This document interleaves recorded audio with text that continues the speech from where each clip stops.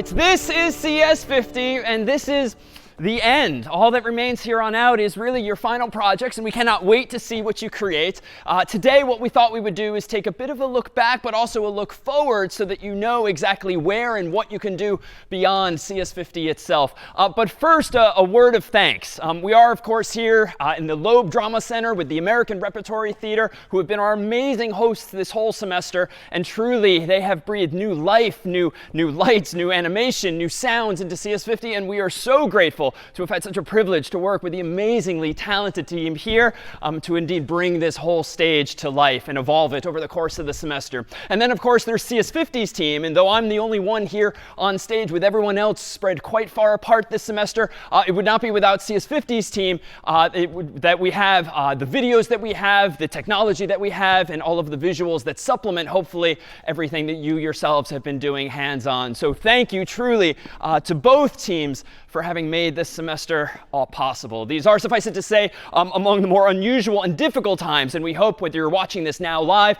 or in some time from now that this finds everyone healthy and well, and that indeed we have helped you find your way along this path of learning something new. Of course, there's more folks even than that behind the scenes, CS50's whole team. And when I look out on the crowd here, really, there is no crowd here in person. And if you've wondered what it looks like behind the scenes, pictured here is a photograph of exactly what it is I am seeing when we hold each of these classes. And indeed, if we zoom in when we're having these conversations or answering or asking questions, it really is just us and some TV screens here this year. But we do look forward to all reuniting before long. Now, behind the scenes, there's indeed this whole team. In fact, pictured here are just most of, but not even all, CS50's teaching fellows, teaching assistants, and course assistants, both at Harvard and at Yale, without whom this semester would also not be possible, because they are indeed the backbone of and the support structure for getting everyone ultimately to the finish line with problem sets, labs, and more.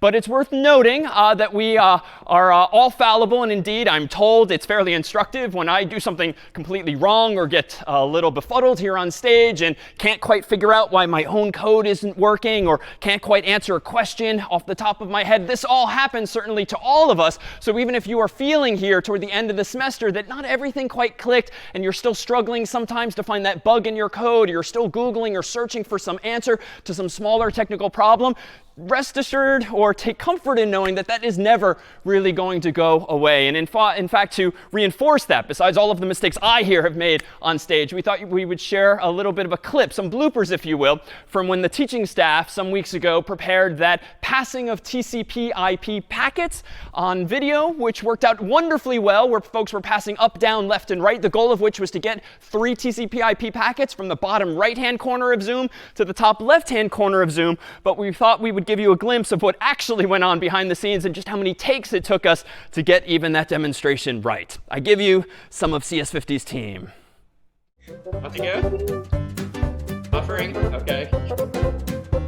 Josh? Nice. Helen? Oh! Moni. No, oh, wait.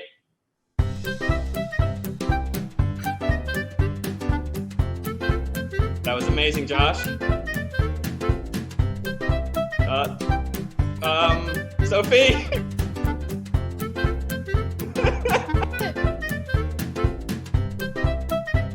Amazing. That was perfect. Moni? I think Over to you, Al. Oh, nice. Guy? That was amazing. Thank you all. So good. So suffice it to say, computer science is hard for all of us. And so some of these feelings, some of these frustrations are never going to go away. But hopefully you have indeed all the more tools in your toolkit, all the more of a foundation now to build on so that you can take comfort in being a little uncomfortable as you forge ahead and solve new problems, learn new languages, and ultimately pick up new ideas and skills. But remember, for CS50 alone, what ultimately matters in this course is not so much where you end up relative to your classmates, but where you end up relative to yourself when you began. And consider, it wasn't wasn't all that long ago that you began. In fact, just some weeks ago was this perhaps the biggest of your problems in CS50, just trying to figure out how to get the pyramid to align right, whether you did the less comfortable version or the more comfortable version, figuring out how to print spaces, how to shift the pyramid over and the like, figuring out how to nest loops, let alone getting all of the semicolons and compilation steps right. And then fast forward to just a week or two ago when you built your very own web application, one that used a third-party API and pulled in nearly real-time data and generated views for the user, had a controller governing with the model exactly all of the data you were reading and writing and the like. Like, that is a huge way to have gone over the course of just a few months. So take comfort in that too, especially as you dive into your final project and might bump up against some more walls. Those two will you ultimately push through. So what have we focused on over the course of this semester? A lot of the times we've spent time talking about and doing programming, but really we'd like to think it's some of the higher level ideas and the takeaways that are what last you far longer than the particulars of these languages, whether it's Scratch or C or Python or JavaScript or SQL or any of the other practical tools that we looked at. Like, all of those are eventually in some form going to be out of date, or they might remain with us as older languages, but newer and better things will come along. And what we hope then is that over the past few months, you've walked away with the fundamentals and sort of a foundation on which you can bootstrap yourself to learn new things as they come out and really reduce new things to their basic building blocks, the puzzle pieces with which we began, first principles from which you can infer how some new system, some new piece of hardware, how some new language must surely work, because underneath the hood, at the end of the day, it's still going to be for some time just zeros and ones. And so we introduced in week 0, recall, computational thinking, encouraging you to think more methodically, more algorithmically. But really, computational thinking is just a computer scientist incarnation of what we might otherwise think of as just critical thinking. This process is taking as input information and producing as output some solution. And in between there, of course, are our algorithms, the black box that's doing something interesting and perhaps difficult. But at the end of the day, this is problem solving, and this isn't going anywhere, irrespective of the languages that you use or pick up or even forget somewhere along the way. And indeed, today, too, whether this is input and output in binary form, or it's just information and decisions, or facts and conclusions, this process of taking input and producing as output correct answers, correct conclusions, correct decisions is hopefully going to be with you far longer than the particulars of C or Python or any of the more hands-on skills that we've spent time on this term. And recall, too, that at least within CS50, the tools with which we propose that you evaluate the quality of your approach to problem solving are these 3 axes, the first and foremost of which is surely correctness, because if it doesn't work, what's the point of it all in the first place? So getting your code, your algorithm, your process from input to output to be correct is certainly paramount. But after that comes questions of design. If you actually want to build more complex systems or solve more sophisticated problems, you really do want to design your solutions to those problems cleanly. You don't want them to be slow or inefficient. You don't want them to be a mess. In real terms, you don't want your code to be completely undecipherable, because that's just going to hamper you longer term to using those same tools, those same libraries to solve more interesting, more sophisticated problems. And it's surely going to make it harder to interface with other people, other collaborators, and other systems. And indeed, along those lines, is style still important? It's perhaps the third in this trio for us, but it's the aesthetics of your code and the indentation and the variables and all that, much like you might convey in a human language. Put your best foot forward with punctuation and the like. It just helps other people understand you. And indeed, even though we spent a lot of our time interacting with computers in a course like this, at the end of the day, you're really just communicating. And whether you're communicating to a machine or to another human, doing that cleanly and in a way that helps your ideas, your solutions become adopted is surely no less important than some of these other ideas as well. But what about other basic building blocks that transcend the particular languages and p sets that we did? Well, abstraction, this idea of taking fairly complicated ideas and simplifying them so you don't have to worry about the lower level implementation details. You can focus only on the solution that puzzle piece or that building block actually provides. And abstraction is everywhere around us. Certainly in code, we saw functions like getString as an abstraction. I don't really remember exactly how getString is implemented underneath the hood, let alone a function that comes with C like printf. but I know that it works, and I know that it takes input, I know that it produces output, and I can therefore build my own ideas, my own software on top of that building block, abstracting away those particulars. And in the real world, too, we abstract things we abstract away things all the time, taking a complex idea or a process and assume that that will be done. Someone else might do that, and I can therefore build on the output of that process, even if I myself am no expert in the underlying implementation details thereof. But then there's precision, this other idea where it's super important, certainly when writing code, but also when talking to another human, to be precise and make super clear what you mean. And to consider the corner cases, to consider the inputs that you might not otherwise expect but might nonetheless happen so that you don't err and have some unexpected behavior, as we certainly did more than once in actual code. And sometimes abstractions and precisions are kind of at odds with one another, because abstraction would sort of have you think at and talk at a fairly high level, whereas precision would suggest that you really should get into the weeds and really go step by step by step when it comes to giving someone else or a computer instructions. And we thought we would bring this to life, perhaps, with a couple of examples. And we thought we would try to involve as many people as we can in this, albeit from afar, by having everyone, if you can, take out a piece of paper and a pen or pencil. It's OK if you don't quite have that available. You can do this on a computer, too, if you'd rather draw on a notepad or a tablet or something like that. Totally fine. But ideally, taking out now something with which to draw and something to draw on, we're going to go ahead and try to apply some principles of computational thinking and see just how helpful or hurtful it is to use abstraction or precision at one level or another. So I think to do this, Brian, we're going to need a helping hand from the audience. I think we're going to need for one person out there to volunteer to write instructions verbally for everyone else. We're going to treat everyone in the audience, or really n-1 people in the audience, as the computers today who are going to be programmed. And we need one human volunteer to be the programmer. And that programmer is going to be Daniel. So Daniel, thank you for volunteering. Brian, could we go ahead and share with Daniel, and only Daniel, a picture of something that we want everyone else to draw? So Daniel, what you should see on your screen in a moment, if you haven't already, is a picture. Don't tell anyone else what it is. You may use any words in a moment that you want. You should not use your hands or any gestures like that. But the goal is going to be to write an algorithm verbally for everyone else in the room, step by step, so that ideally they draw what it is you see. And you can say anything you want, but just no physical gestures. Does that make sense? Got it. And do you want to say a little bit about yourself first to the group before we begin? Sure. My name's Daniel. I'm from Ezra Stiles College at Yale University, and I've really enjoyed CS50 this semester. Oh, well, wonderful. Thank you for volunteering.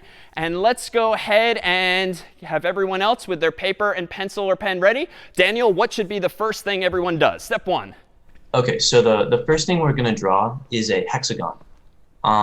So it's a regular hexagon, and we're going to make sure that we draw it so that the vertices, one of the vertices is on the very bottom of the hexagon, and one of the vertices is on the very top of the hexagon. So one side is not laying flat. You're doing no hand gestures. No hands, right? One vertex is at the very top, one vertex is at the very bottom, and you got your other four vertices on the sides. So once you've got your hexagon, your next step is going to be find your midpoint of the hexagon. And so once you've found your midpoint, you're going to draw 3 lines from a vertex to that midpoint. The vertices that you're going to choose to draw from are the very bottom to the midpoint, and then from the midpoint to the vertices that are on the left and right of the top vertex. All right. Any final instructions? I think hopefully that should be it. It did. Those were very long steps 1 and 2, but yes. All right. Well, let's go ahead and reveal. This will be a little bit of a hack, but if everyone is comfortable picking up their piece of paper or their tablet and holding it in front of their Zoom camera steadily for 5 or 10 seconds, we'll see exactly what everyone has drawn. If you go into gallery view, you'll be able to see everyone else. Daniel, hopefully you're seeing some familiar pictures. I think we definitely have range. Are you seeing one or more that match what you had in mind? Yeah, they all look pretty good.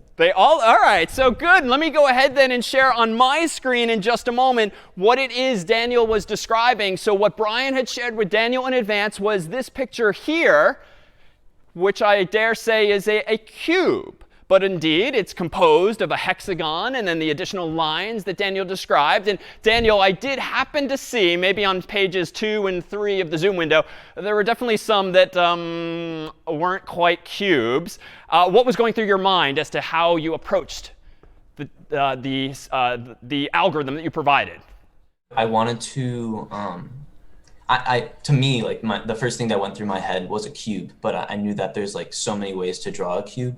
I didn't want to describe it as a cube because if I said just draw a cube, I knew that we would get tons of different results. So I wanted to be as clear as possible. And I knew that if I could describe it in sort of a mathematical way, describing it with a hexagon and describing it with the vertices in the midpoint, that hopefully more people would be able to draw a precise shape. Yeah, really well said. Now, if we had everyone's volume on, you'd hear a bit of chuckling now, perhaps, or maybe a little bit of awkwardness, since I dare say not all of the pictures quite turned out that way. But that's a perfect example of where maybe abstractions can kind of get us into trouble. Because if Daniel had just said, draw a cube, right? Some of you might start drawing immediately a cube, but many of you would have a question, well, what should the orientation be? What should the size be? What should the position be? And so their precision becomes increasingly important. But the more precise it gets, odds are some of you just kind of got overwhelmed with the amount of detail and sort of lost track where your pen or pencil was supposed to be at one point because you were operating at a much lower level. So there's this tension then,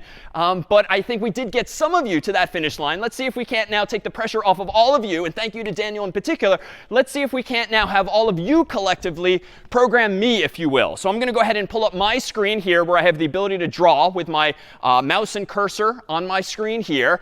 And Brian, if you don't mind, could you share with everyone else a picture that I promise I have not seen in advance? So we will see how this goes. So I'm the only one right now in the Zoom room that has not seen this picture. But Brian has gone and provided only you all with the URL. So pull that up on your screen. And then Brian, if we could perhaps iteratively call on some volunteers, why don't I try to draw what people tell me to do step by step? All right, David has not seen this. I just picked this out like 5 minutes ago.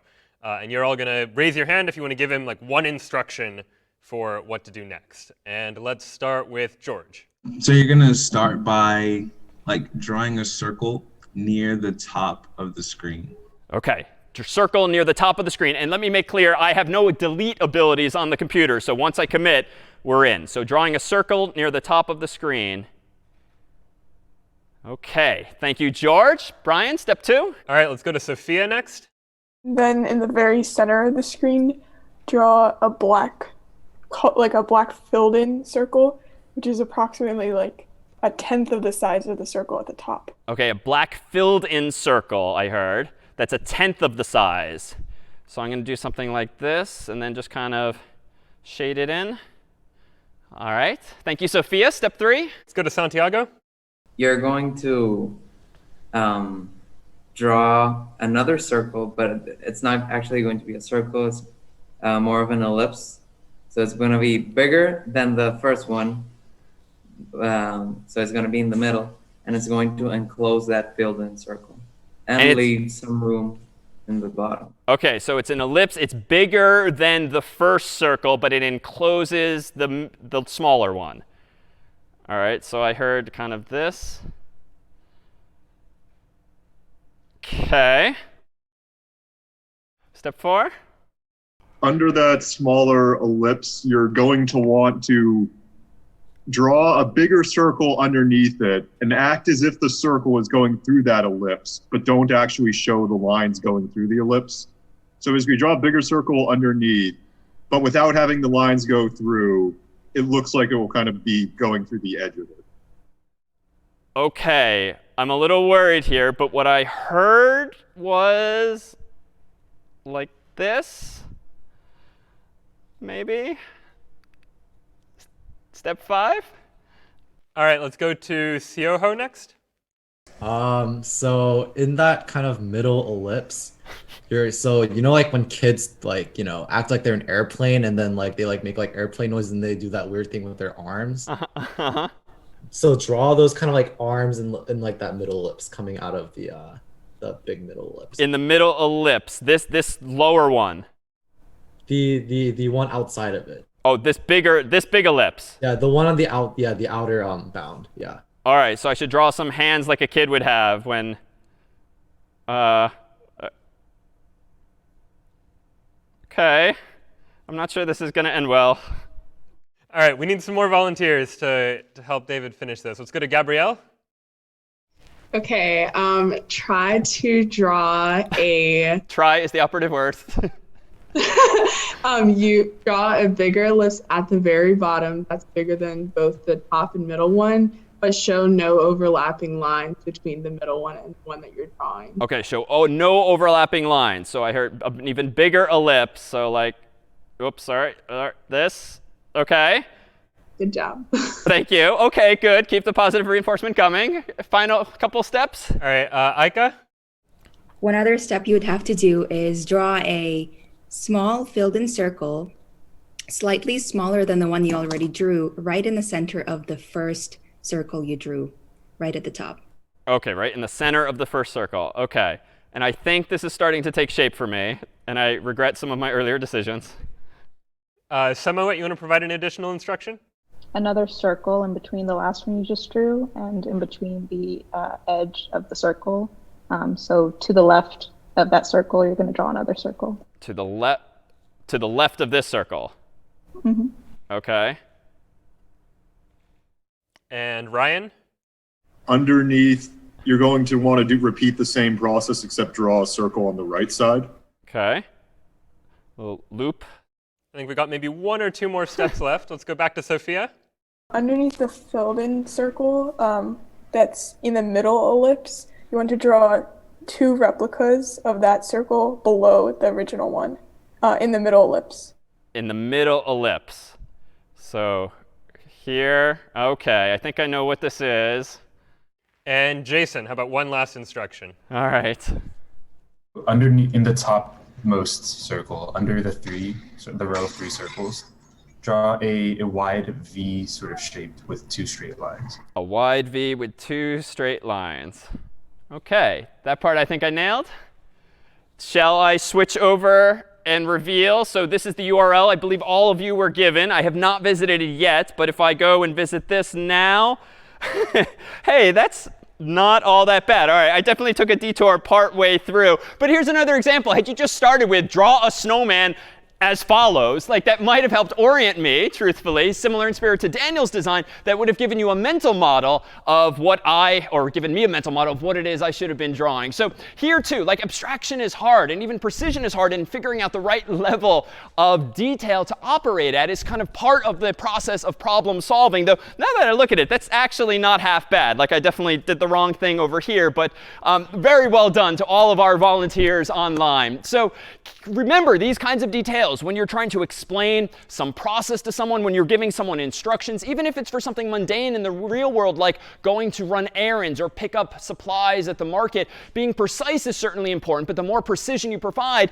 the much easier it is for the person to sort of get lost in those weeds. And so sometimes a higher level list of details is all that someone might need. So now that you have this ability to program and to do things that we've shown you in lectures and problem sets, and indeed have the ability to figure out how to do things that we haven't even shown you, we wanted to take a moment to consider just whether you should do those things, and if you should, how you should do them. But beyond just answering these questions with your own instincts, we thought we would invite some of our colleagues from the philosophy department to propose a more formal framework, a thought process via which we can approach problems when it comes to technology and the writing of code to help us decide ultimately, just because I can code something, should I? And if so, indeed, how should I do that? So allow me to introduce our colleagues from the philosophy department, Mika Magnoni and also Susan Kennedy. Mika? So hi, I'm Mika Magnoni. I am a philosophy postdoc with the Embedded Ethics program here at Harvard. Hi, I'm Susan Kennedy, and I'm also a philosophy postdoc with the Embedded Ethics program at Harvard. And before we get started, I'll just say a few things about the Embedded Ethics program. So we are an interdisciplinary team of philosophers and computer scientists working together to integrate ethics into the computer science curriculum. The idea behind this approach is to embed tools of ethical reasoning into computer science courses themselves. The reason for this is that when making decisions about the design, deployment, or development of a piece of technology, one is, whether or not one realizes it, making ethical decisions. That is, making decisions which stand to have social, political, or human impact. At Harvard, we think it's important for computer scientists to be equipped with tools for thinking through these implications. Technology holds a lot of power and influence over us, and that means, by extension, that the people who design technology do too. Now that you're starting to think about what responsibilities you might have as computer scientists, so you can avoid notable mishaps, like face mash, for instance, we're going to turn your attention to the topic of social media platforms and how they affect the distribution of and engagement with news and information. It would seem that this topic is especially relevant now, given the recent US presidential election, where political content has been dominating the internet and television broadcasts, and controversy has played out on social media, garnering attention from around the world. Undoubtedly, technology has completely revolutionized the way information and news is both disseminated and consumed. Instead of paperboy shouting, "Get your news here," on the street corner, just about everyone uses the internet to stay up to date with what's happening, not just locally, but around the world. And in the past few years, social media platforms in particular have started to play a huge role in how people access, share, and engage with information. For instance, research shows that 44% of US adults report getting the news from Facebook. It's safe to say a lot has changed in recent years owing to developments in technology, and this matters when we consider what's at stake, namely the ability for the public to engage in discourse that supports a well-functioning democracy. So I'll first present to you a brief overview of where we came from and where we are now owing to technological developments, and then consider what challenges we're faced with today. Before the internet, news and information was almost entirely in the hands of a few major broadcast stations and print media outlets, otherwise known as the mass media sphere. Since a few organizations were responsible for disseminating all the news, information was essentially filtered through a narrow lens or narrow aperture from organizations to a wide public audience. The journalists who were responsible for researching and writing the content for these organizations all shared a professional ethos. They were concerned with truth, representation of social groups, creating a forum for criticism, clarifying public values, and offering comprehensive coverage. And notably, since the aim was to produce content that appealed to a wide audience, there was less polarization and extremist commentary than we see today. But the journalists responsible for news coverage were very uniform in a lot of ways. They were relatively affluent, highly educated, mostly white, male, and so forth. And this had effects on the coverage of racial politics, economic policy, and views about the role of the US in the world. Moreover, there were seldom opportunities for the audience to respond, to develop new themes or topics, or level criticism against the mass media sphere. There weren't any likes and comment sections for the newspaper or television broadcasts. If you didn't like it, well, tough luck. This all started to change in recent years as news coverage not only moved online, but onto social media platforms. We now live in a digitally networked public sphere. So instead of having a narrow aperture of communications, where just a few organizations disseminate information to the public, we now have a digital sphere with a wide aperture where lots of people can share news and information. More specifically, the sources of content are not just organizations and the professional journalists they employed, but the public, and particularly social media users. Anyone can tweet or post on Facebook, and anyone can read those tweets and posts. This not only resulted in greater diversity of content, but greater access to information as well. If you want to follow the news, there are a ton of options and free places online you can access with just a few mouse clicks. These prospects of increased diversity and access are what led many people to believe that the digital sphere held great promise for improving the public discourse that supports a well-functioning democracy. And in some ways, this has been true. For example, thanks to Twitter and Facebook, we saw the mobilization of social justice movements like Me Too and Black Lives Matter. And the increased diversity of perspectives made it possible for individual researchers and scientists to weigh in on the CDC's claims about coronavirus. So while the CDC did not initially say coronavirus was characterized by airborne transmission leading to community spread, they ended up revising their stance after scientists took to Twitter with evidence proving that this was the case. While the digital sphere has brought about some improvements, it's also exacerbated some problems and created new challenges. For example, since anyone can create content, fact-checking and monitoring have become much more difficult. People are left to fend for themselves when it comes to figuring out whether something they read online is trustworthy. We've also seen increased personalization with respect to news and information, where specific content could be targeted to specific users by the means of curated news feeds on social media and cable news stations cropping up that take a particular angle on the news that they cover. This is significant because we end up with a somewhat paradoxical effect. Despite a greater diversity in the content that's available, there's less diversity in the news and information people actually end up consuming, with the personalization of information having a tendency to reinforce a person's viewpoints rather than challenge or broaden them. Additionally, in the absence of centralized sources of news, we've also seen different aims expressed by those creating and sharing content.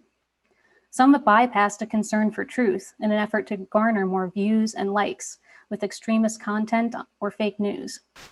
And fake news became a huge issue around the time of the 2016 presidential election, as there were concerns that the massive spread of misinformation on social media could influence or sway individuals' political views. While the spread of misinformation has always been an issue, it's surely been exacerbated by the digital public sphere, with social media platforms essentially pouring gasoline on the fire. The dissemination of fake news explodes on social media because the structure of digital environments, from likes to retweets, allows a single post on fake news to go viral, reaching the screens of millions around the world. And there are serious worries about how fake news has played a role in amplifying political polarization. So while technology has made possible unique advantages, it's also brought on unique challenges. One major question that we're faced with now is figuring out how content should be regulated on social media platforms, if at all. Given the scale of the problem, some might be skeptical, believing that any form of content regulation would be impossible. There's just too many people posting online to fact check them all, and fake news spreads so quickly, it's hard to stop before it's already reached a huge audience.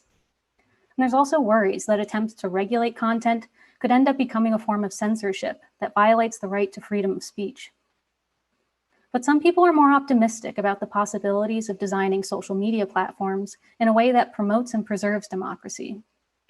In particular, there's a possibility that with responsibly designed algorithms and user interface choices, we might be able to slow the spread of fake news and more generally, improve the ways information is disseminated and engaged with on social media. For example, some people believe that companies like Facebook, Twitter, and YouTube have a responsibility to regulate content because of the enormous influence they have over us. In particular, it's thought that social media platforms have a responsibility to police fake news and reduce the power of data-driven algorithms that personalize the user experience, even if doing these things would come at the cost of user engagement, resulting in less time spent on the platform and less advertising revenue. It's clear that the path going forward in terms of content regulation on social media platforms is going to be tricky. Whether or not we promote democratic ideals or undermine them will come down to the particular design choices we make. In order to use technology to create solutions to the problems we're facing today, we'll need to make informed decisions about design choices, and this requires some critical thinking about ethics and philosophy to figure out the best way to do this. But we're hoping that students like you taking CS50 can harness your creativity, technical knowledge, and ethical reasoning to design technology in a responsible way. So I'm now going to pass things over to Mika, who will tell you about some philosophical concepts that'll help you think proactively about particular design choices and algorithmic tools that can be implemented to structure social media platforms in a way that promotes democratic public discourse. In Democracy and the Digital Public Sphere, an article which offers a fantastic diagnosis of our situation and from which Susan and I are drawing heavily upon for this lecture, the authors Joshua Cohen and Archon Fung tell us that the bloom is off the digital rose. As Susan was describing, we had such high hopes for the democratizing potential of social media and the internet. But now we face an environment in which fake news runs rampant, citizens appear to be dramatically polarized, Information swirls in its own isolated bubbles, and hate speech reaches appalling levels of vitriol, all of which stand to threaten, or so people speculate, the conditions required for an effective democracy. So the following questions arise. In what ways are the conditions of democracy threatened? What can or should be done about it? Is the structure of our technology responsible, or is it just us as human beings creating these problems? In this module, we're focusing specifically on the issue of content regulation. Social media companies like Twitter, Facebook, and YouTube are now all in the game of trying to address these problems through platform design and features. From one angle, then, they are acting in the service of protecting democracy by trying to get control over the spread of misinformation, the amplification of hate speech, and the deepening of polarization. However, from another angle, they're stepping in to shape the distribution of information, and depending on the particular design choices, might be said to be regulating or silencing speech, which, of course, is at odds with democratic commitments to free speech and discourse. The point of this module, then, is to give you some tools to think through these issues, tools for understanding the problem, diagnosing the sources of the problem, and brainstorming solutions. In the remaining 10 or 15 minutes, I'm going to provide an overview of the main tools which you will find detailed in the readings. They are also the tools you will be asked to analyze in this week's lab. So first then, we need to think clearly about what is required for a healthy democracy. If we're going to be making claims about how tech threatens democracy, we better understand A, what a democracy is, and B, what sort of conditions support democracy such that those conditions could come under threat. In their article, Arkhan Fung, who is a professor in political science here at Harvard, and Joshua Cohen, who is a political philosopher now working with the faculty at Apple University, provide us with these tools. So behind the idea of democracy is an ideal of what political society should be. Fung and Cohen reduce this ideal to three elements. First, the idea of a democratic society, a society in which the political culture views individuals as free and equal, even though it is likely that these people have different interests, identities, and systems of belief.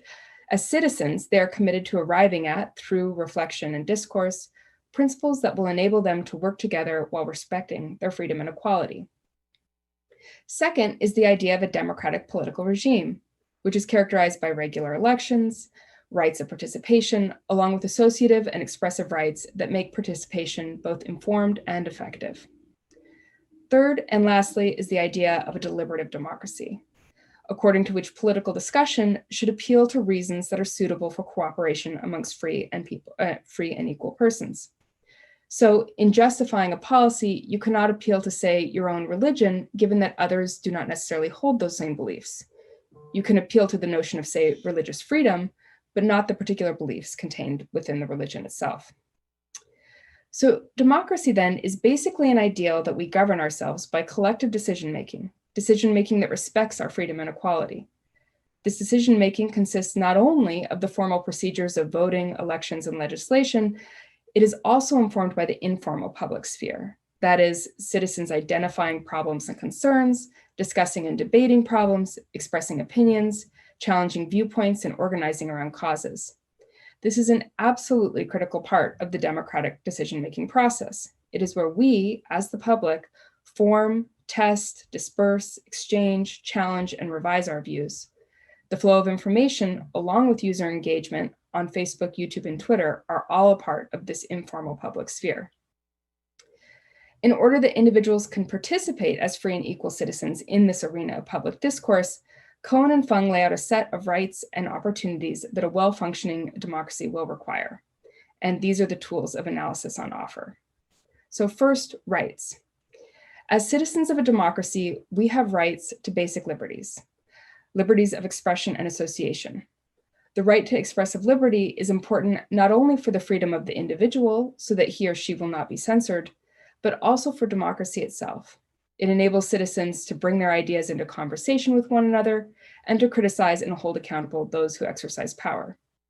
Second is the opportunity for expression. Not only should we be free of censorship, but we should have fair opportunity to participate in public discussion.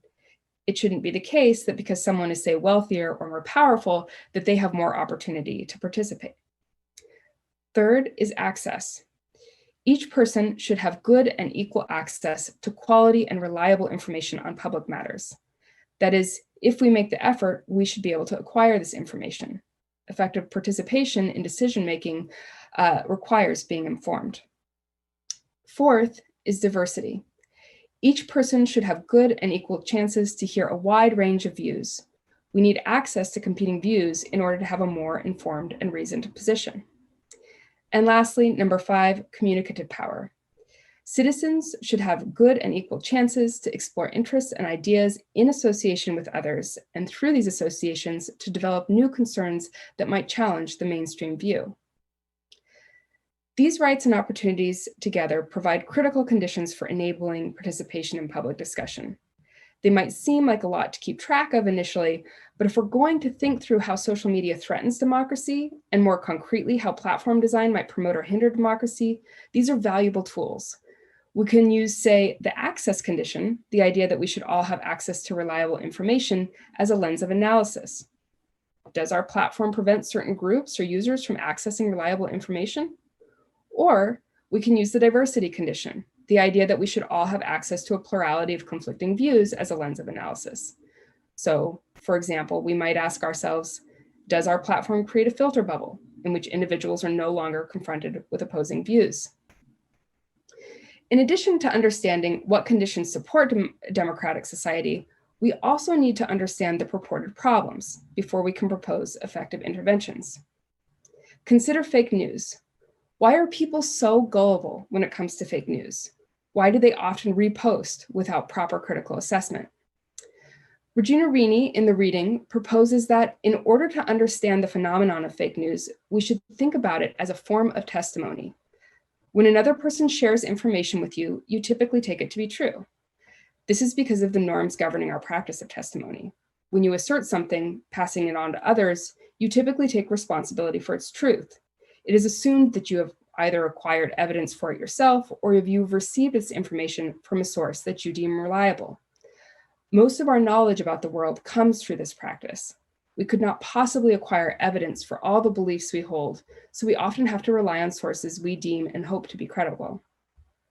But social media, Rini points out, has unsettled testimonial norms. When someone posts a piece of news, we seem to hold two conflicting views. On the one hand, we see it as an act of endorsement. The person posting is taking some degree of responsibility for the accuracy of their post, the same way one would before passing on information in a conversation. On the other hand, though, it's just a share. We see this attitude coming through when Donald Trump, called out on one of his questionable tweets, retorts with, it's just a tweet. To fight fake news, then, Rini argues that we need to stabilize social media's norms of testimony so that, as she says, the same norms that keep us honest over cocktails will keep us honest in our posts. We need people to be held accountable for or to have a sense of responsibility for the information that they share with others. Her concrete proposal, give users a credibility score. So in practice, this would be an amendment to Facebook's system. Using independent fact-checking organizations, Facebook flags problematic news and warns users before they repost it. When a user tries to post something that has been identified as false or misleading, a pop-up appears that explains the problem and identifies the original source. It then asks the user to confirm that they would like to continue with their repost. A user's credibility score for Rini would depend on how often they choose to ignore these warnings and pass on misleading information. Quote, a green dot by the user's name could indicate that the user hasn't chosen to share much disputed news. A yellow dot could indicate that they do it sometimes, and a red dot could indicate that they do it often, unquote. The idea then is that a credibility score would incentivize users to take responsibility for what they share and would also give others a sense of their reliability as sources. So Rini comes up with this solution through a careful analysis of why we are so gullible to fake news. I will leave it up to you to consider this proposal in light of the various rights and opportunities required for a democratic public sphere. Does Rini's proposal violate or threaten freedom of expression? Does it promote or hinder our access to reliable information, our access to diversity of views? Or does it promote or hinder our communicative power? It is these sorts of questions that we hope that you will start to ask yourself when thinking through the following sorts of issues. What problems do fake news, hate speech, polarization, etc. pose to democracy? How successful are various attempts by companies like Twitter, YouTube, and Facebook to address these problems? And how might particular design features of social media platforms promote or hinder these particular rights and opportunities? Whether as a future computer scientist, a tech industry leader, or just as a user of these technologies, we hope asking these sorts of questions will help you navigate these tricky issues with a more critical eye. We're really looking forward to the sorts of design choices that you'll be making in the future. Great, thanks so much for having us here today, and best of luck to everybody. Well, thank you so much to Susan and Mika for joining us. Indeed, in this coming week's lab, we'll have an opportunity to consider some of these issues in the context of some very specific real-world scenarios. So we now thought we would take a look forward at what you can do and how you can do it after CS50 when it comes to the more practical side of things beyond computational thinking alone. So programming, of course, for many of you, this will be, by design, the only computer science or programming course that you take, and that's certainly okay. Indeed, we hope that you'll be able now to return to your own domains of interest in the arts, humanities, social sciences, or sciences, and actually be able to have a concrete set of practical skills, be it in Python or C or any of the other technical languages we looked at, and can actually solve problems in your own preferred domain. And if you're interested in learning more about computer science itself and moving on in that world, we hope that you'll walk away with a solid foundation for further theoretical and systematic explorations of this particular field. But very practically speaking, we hope now that you can not only program, but also ask questions better, whether that's in the technical world or even in just the real world. Odds are, if you've ever asked a question on CS50's discussion forum, the teaching fellows or I might have very well responded with questions asking you to clarify, or better yet, you would have provided us in anticipation with answers to all of the questions that we might have. And if you've noticed on Ed, we deliberately have this sort of template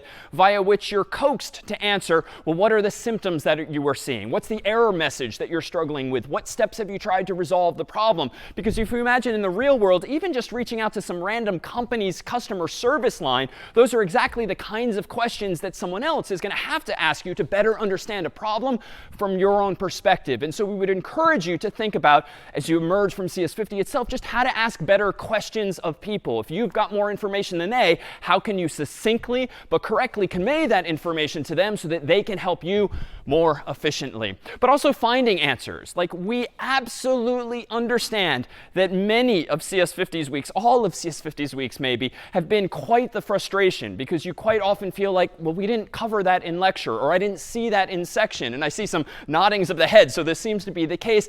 And much as I would love to reassure otherwise, like, that was very much the intent, because the last of the training wheels of any course like this now really do officially come off. And in the coming weeks, while we'll still be with you to lend a hand with final projects and answer questions along those lines, there's of course no specification for the final project telling you exactly what to do, or in what language to do it, or what libraries to use. Undoubtedly, in the coming weeks, you will run into error messages you haven't even seen before. And frankly, maybe Brian, maybe the teaching assistants and course assistants haven't even seen those errors before.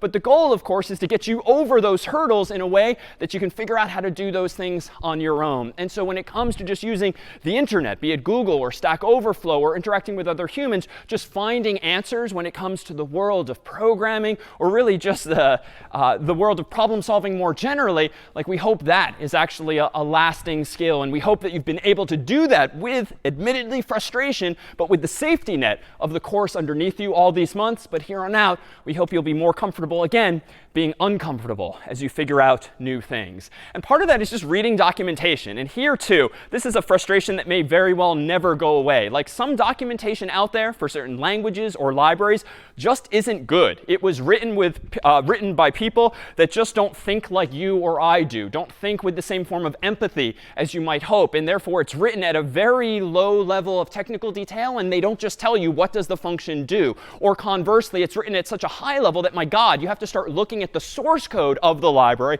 to even figure out how to use it. And you will see both extremes. But getting comfortable with reading things like Python's documentation, like some API's documentation, is just going to empower you, we hope, all the more to just do much cooler things and solve more powerful problems on your own ultimately.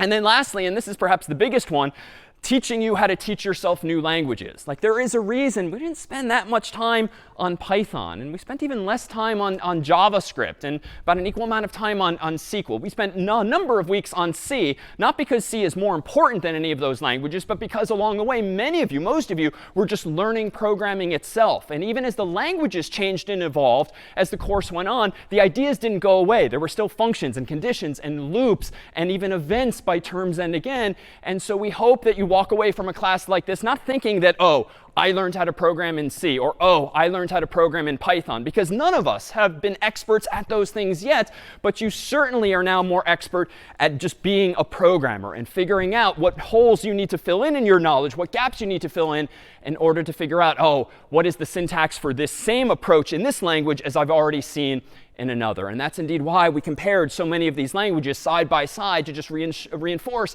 that the ideas are no different, even though the syntax is going to require a bunch of Googling, a bunch of asking. And that, too, is something we hope you'll be able to do on your own as the next and best thing comes along well after these languages. Well, speaking of training wheels, you're welcome and encouraged to keep using CS50 IDE for your final project. And heck, you can use it even after that for other courses or projects.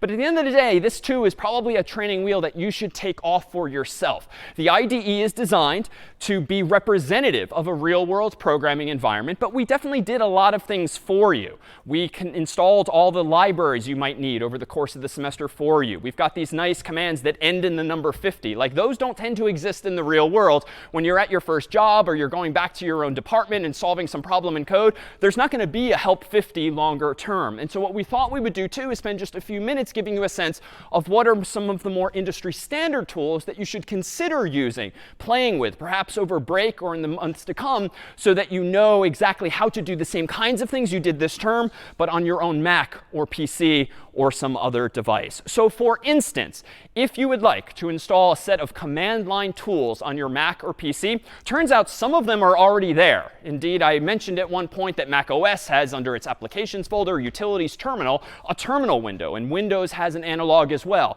But there's other commands that don't necessarily come with your Mac or PC, for instance, a compiler for C or some other tools. And so we would encourage you to visit URLs like these on your Mac or PC respectively if you'd like to just install more of the command line tools that you saw and used in CS50 in your own environment. Another tool we would recommend that you read up on, or in this case, watch a video by Brian, is Git. Git is an example of version control, a fundamental building block of any good software practice these days. We kind of use Git in CS50, but we hide this detail from you. Anytime you have run check 50 or submit 50, we underneath the hood have been running an open source command called Git, which pushes your code, in this case from CS50 IDE, to github.com, which is just one of several popular websites via which you can host code, share code, collaborate on code, run automated tests, and the like. But Git itself can be used to put an end to the convention that you probably have, even with things like Microsoft Word or Google Docs, where when you want to save something or another copy of a file, maybe you just change the end of the file name to 2, and then the next time to 3. Or to 4, or maybe you do -Sunday night, -Monday morning. I mean, I'm still guilty of this sometimes when I want to version my files. There are better ways to do that. And so if you find yourself in the future doing something that you think there's got to be a better way, Git is an example of one of those better ways. And if you watch this particular video, read up a bit more, it will help you not only maintain multiple versions, in essence, backups of your own code, it will also empower you ultimately to collaborate with others. As for text editors, the tool that you might use to actually write code, perhaps one of the latest and greatest and most popular out there these days is something called VS Code. This is an open source tool that you can download on your own Mac and PCs. Increasingly, it's available on the web as well. But this is one of the most popular tools certainly out there today. But it's just a text editor. And there are absolutely alternatives to each and every one of these tools that you're certainly welcome to take a look at as well. Well, if you're interested in the web side of things and you want to host a website, like a static website, just your own personal homepage, GitHub Pages is a thing, Netlify is a thing, and ... There are so many other web hosts out there, many of which offer free or student level accounts so that they don't necessarily need to even cost anything. But static is different from dynamic. And if you actually want to host a web application application that actually takes user input, stores things in a database, does more interesting things than a static website, you might want to use something called Heroku, which is just a popular third-party service that also has a free entry-level account that you can use to start playing with, quite commonly used by students for final projects. And then there's other providers out there, bigger cloud providers, so to speak, like Amazon and Microsoft and Google, for which the learning curves are perhaps a little higher, but they too are really good typically about providing discounts or free counts for student uses as well. How to stay abreast of topics and technology. We focus, of course, in a class like this really on fundamentals, but you're not going to be able to pick up the news in any form down the road and not see something that's technology related. And if you just like to keep your fingers on the pulse of things in the tech world more generally, here's just a few places that you might enjoy staying abreast of. So Reddit has a couple of different communities or subreddits specifically about programming, both for experienced programmers and those of us who are still learning. Stack Overflow, of course, you've probably used to solve small problems over the course of the past term. Server Fault is similar in spirit to that, but it's focused more on system administration, Linux type stuff as well. TechCrunch is a popular place, not just for consumer-focused news, but just really anything that's trending in tech. And then a site called Hacker News on Y Combinator's site that also is a place to just glance at once in a while because you'll see the latest and greatest libraries or something that's quite nascent. So if in general you just want to get a sense of what's new and what's trending out there in the tech world, things that you should just be aware of, even if you don't care to get into the weeds of doing those things hands-on, these are all good sites and surely others out there as well. And then CS50, of course, has its own online communities, some of which some of you have been part for some time in high school or even prior. Please feel free to keep in touch with us in some way or give back a little something to your successors who might take this or another course down the road and participate not only in asking questions in these communities here, but also in answering others' questions as well. So we thought we would do a little less of the talking now and turn things around for a sort of final community activity together. Thanks to many of you who have contributed questions over the past couple of weeks. Thanks to Brian, we thought we'd put together a CS50 quiz show on which to end this final lecture. These are questions written by you, by the staff, by Brian, and it'll be an opportunity for everyone to buzz in with their answers to some 20 questions that we have prepared in advance. Time is of the essence, so your score will be higher if you buzz in more quickly. So it's important not only to be correct, but also to be fast for this particular one as well. And in just a moment, I'm going to go ahead and share my screen. And again, we'll have some 20 questions here, all of them drawn from, inspired by CS50 in some form. And after each question, depending on how many people get it right or wrong, we'll take a moment to at least explain where it is you went right or where it is you went wrong. All right, Brian, ready on your end? We are ready to go. All right, well, let's go ahead and take a look with the first question here. What are the steps for compiling source code into machine code? Preprocessing, compiling, assembling, and linking, writing, compiling, debugging, and testing, processing, creating, asserting, and clang, or make? Go ahead and buzz in on your phone or laptop or desktop using that same URL that Brian provided. You've got 20 seconds for each question, 2 of which now remain. That's it for time. Let's go ahead and take a look at the results here. It looks like 70% of you said preprocessing, compiling, assembling, and linking. Brian, would you like to tell us if that's right? Yes, that is the correct answer. Preprocessing first, compiling, assembling, and linking. All of that is sort of behind the scenes that you don't necessarily think about every time you compile. But those are indeed the steps. And to be fair, make is arguably an abstraction for all of that insofar as it just kicks off that whole process. But I think a little more precisely, an answer to steps would be indeed those 4 things there. All right, let's take a look at the scoreboard here. We have a whole number of guest accounts. Guest number 200 is in the lead, but tied with several other guests here. So those of you with 1,000 points buzzed in really quickly. So again, time is of the essence. Next question. What is the runtime of binary search? Is it O of 1, O of log n, O of n, or O of n squared? 15 seconds remain. The runtime of binary search. Recall this was one of the first algorithms we looked at. It was first incarnated with a phone book, even if we didn't call it that by name early on. Brian, let's take a look at the results. Looks like 61% of you say log n. Brian? Log n is the correct answer. If you remember that phone book, the question really came down to how many times can we divide that phone book in half again and again and again until we get down to just 1 page. And that turns out to be log of n if there are n pages in the phone book.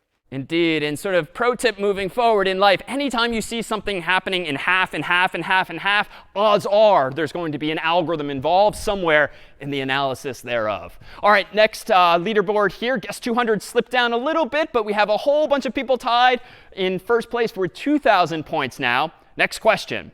Which of these animals was the first to be mentioned in a CS50 lecture? Llama, python, duck, cat. 15 seconds remain. Which was mentioned first in a CS50 lecture? And let's see the results. Looks like cat just barely eked out duck with 51%. Brian? And cat is, in fact, the correct answer. Llamas showed up in lab 1, but they were not mentioned in lecture.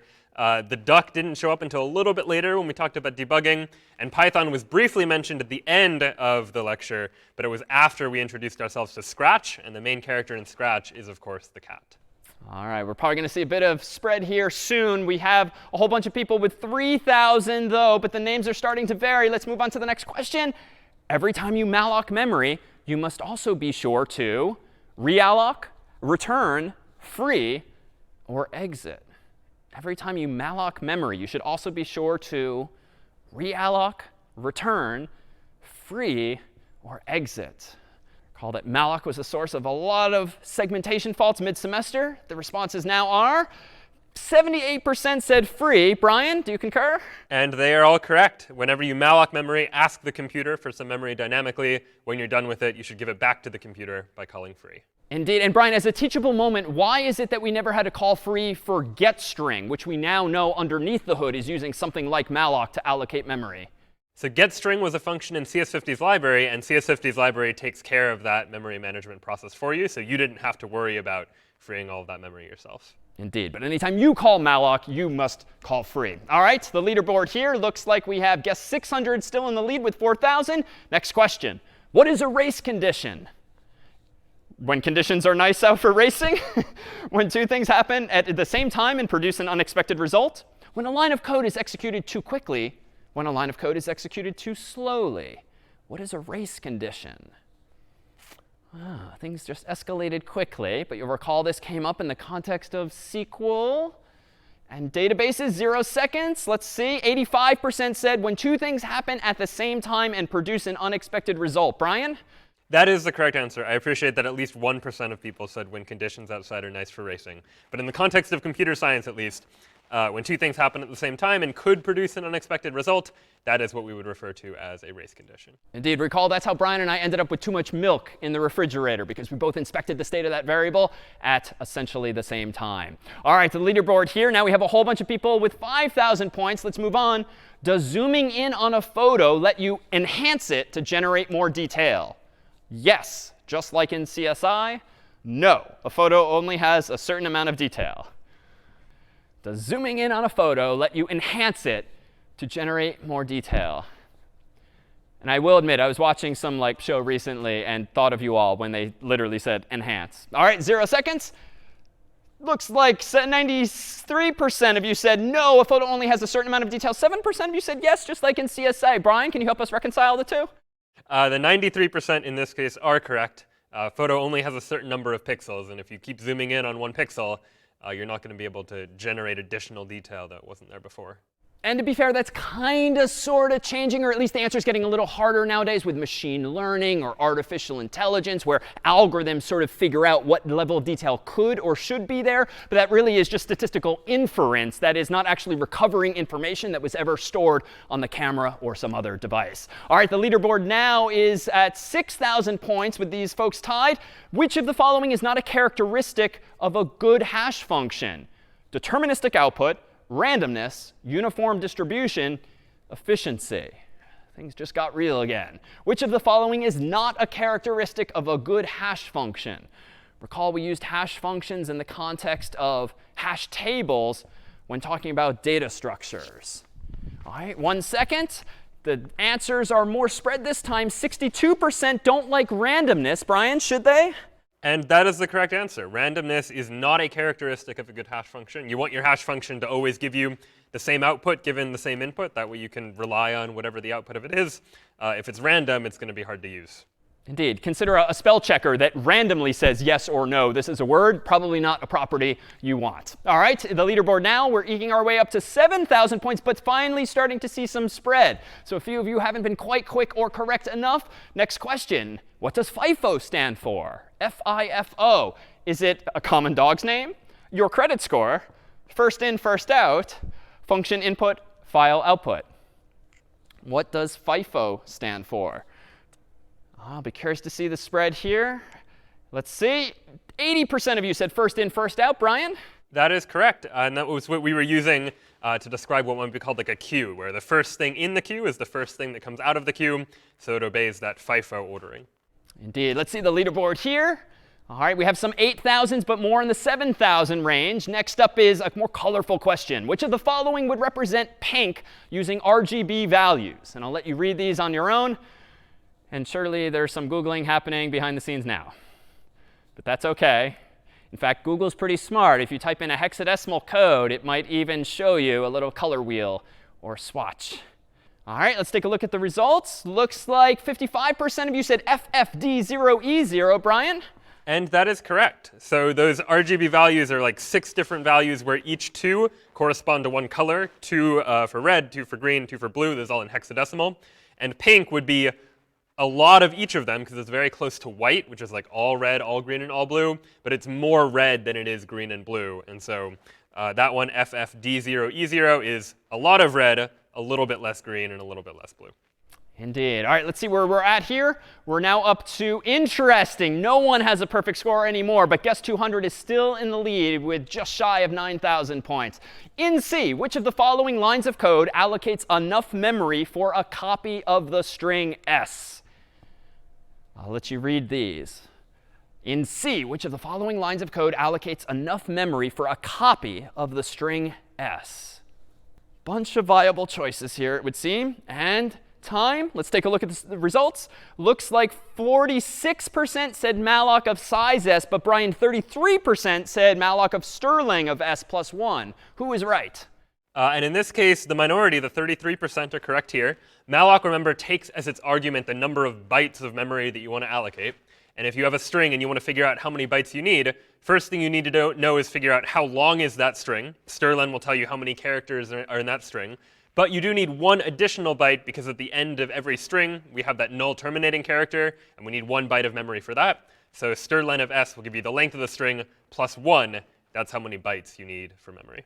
Indeed. And C, you get nothing for free. Anything you want, you need to do yourself. And indeed, the plus 1 is a problem for you to solve. The distribution now, Guess 200 still in the lead with just shy of 10,000 points. That was question 10. We're in the second half of the game. How should you organize your clothes to be cool?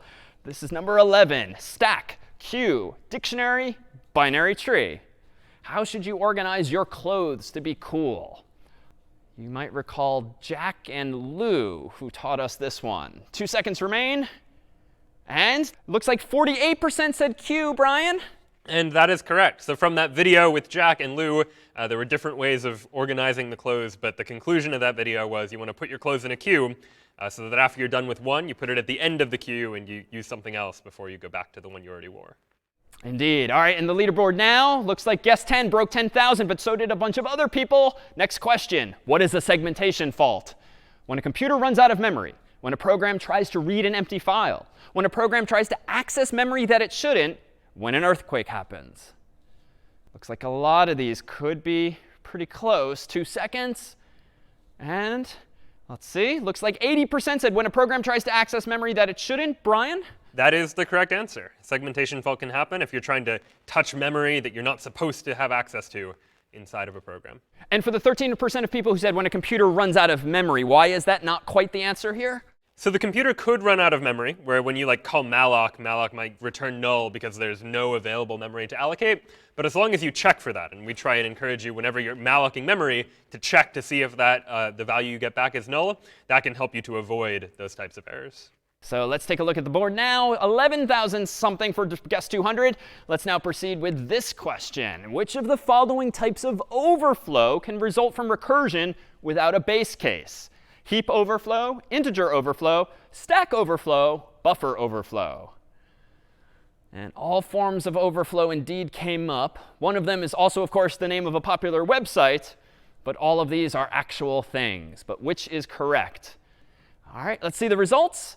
Looks like 61%, 60% went with Stack Overflow. Brian?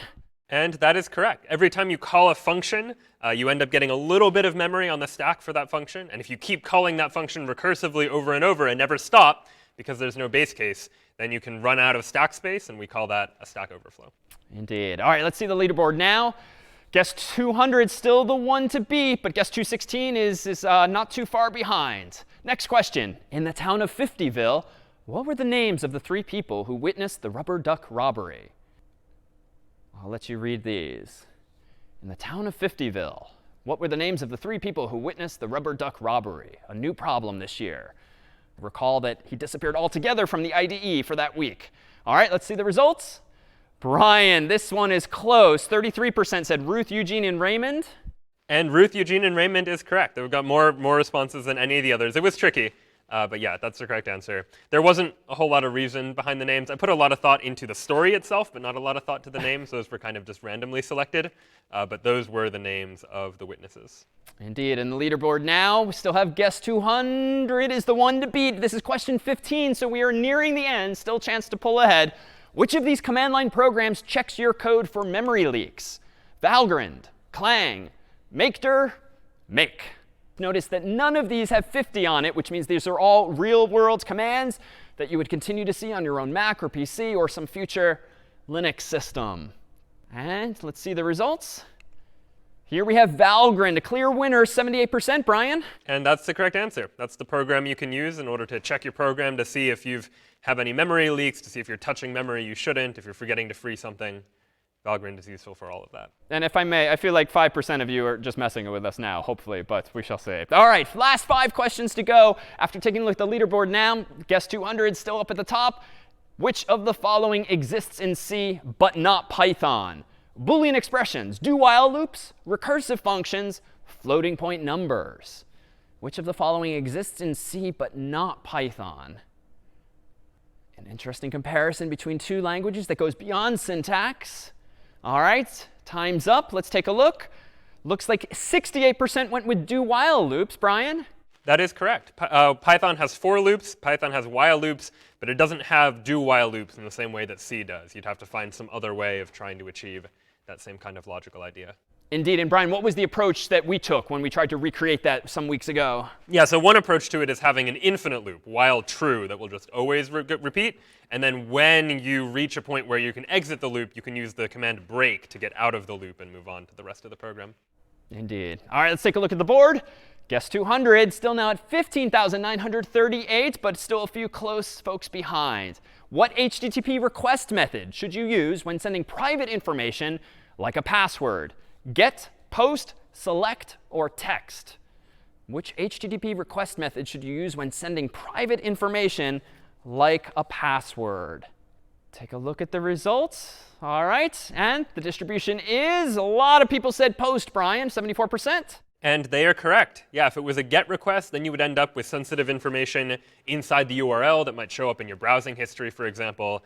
So to be secure, you want to be sure to use the POST request method for that type of stuff. And to be clear, don't do this. GET is possible, and we saw how to do that. But of course, that then ends up in your history and other exposed places. Select and text were not HTTP verbs.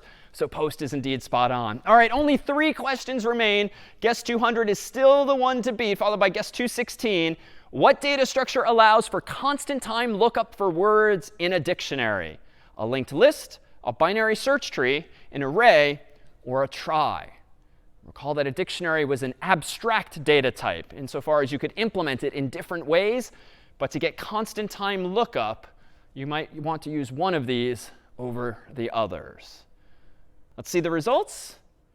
Interesting. Brian, 32% said trie. Can you help us out here? Yeah, the trie is the correct answer. For all of the others, the linked list, the binary search tree, and the array, as you have more and more words in the dictionary, it's going to take longer and longer to find a word, as you have to either linear search through it, or you have to go down through various nodes in the binary search tree. The trie, on the other hand, it only depends upon the length of the word that you're looking up. Doesn't matter how many words are in the dictionary. You just follow one node for each letter in the word you're looking up, and you'll find that word in constant time. And Brian, if constant time, big O of 1, is so good, why not use tries then for everything? Well, there are trade-offs for everything. The try gives you theoretically constant time, but one of the big trade-offs is memory. The tries end up using much more memory to be able to store a dictionary than many of those other data structures would. Indeed. Let's look at the results. And guess 200 still at the lead, but guess 752 is now nipping at their heels. We have 2 final questions, and speed again does matter. What is a cookie? Data used to identify your computer to websites? A delicious snack? Both of the above? Or none of the above? This is a tough one, Brian, especially if there's only one right answer. We might see a bit more of a split. Which of these is a cookie? All right, let's see the results. Data used to identify your computer to websites was 60%. Both of the above was 35%. Only 2% of you like cookies alone. Brian? Both of the above was the correct answer. I'll remind that all of these questions were written originally by students, and the answer choice the student selected as the correct one was both of the above. All right, and now the second to last leaderboard. Guess 200 is still in the lead, but there's been some variance toward the bottom there. Very last question of CS50 itself. What's your comfort level now? And we'll let you decide among these answers too. All right, answers are all in. Let's take a look at the distribution.